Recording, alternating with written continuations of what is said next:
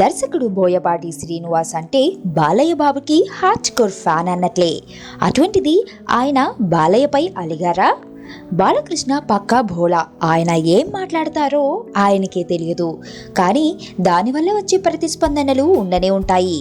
ఆ మధ్య ముఖ్యమంత్రి కేసీఆర్ని కలిసినప్పుడు తన 100 సినిమా సంగీతం శ్రీనివాస్ దర్శకత్వంలో ఉంటుందని ఆదిత్య 9 అని అన్నారు.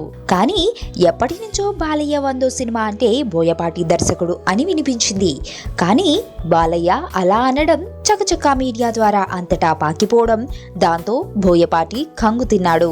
తన సరైన ఆప్షన్ అని అందరూ అంటున్న వేళ బాలకృష్ణ వేరే దర్శకుడి పేరు చెప్పడం అన్నది ఆయనని బాధించింది అని వినికిడి.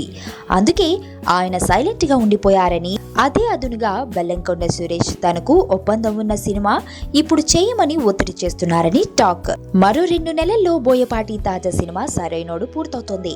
మరి అప్పటికి ఎవరో ఒకరు బోయపాటికి సముదాయించి బాలయ్య దగ్గరకు చేరిస్తే ఓకే, లేదంటే బెల్లంకొండ సినిమాని తర్వాతి ప్రాజెక్ట్ అవుతుంది. కానీ బాలయ్యనే స్వయంగా కాకుండా తన జనంతో కబురు చేసి ఆ కమ్యూనికేషన్ గ్యాప్ ని తొలగించే అవకాశం ఉన్నది.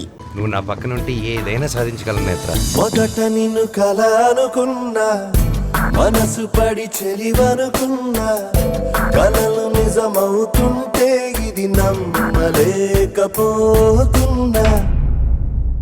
ఎదుటోడు బట్టి మన క్యారెక్టర్ ఉండాలి, కానీ మనకు మనం క్యారెక్టర్ ఫిక్స్ అయితే బ్రతకలేం.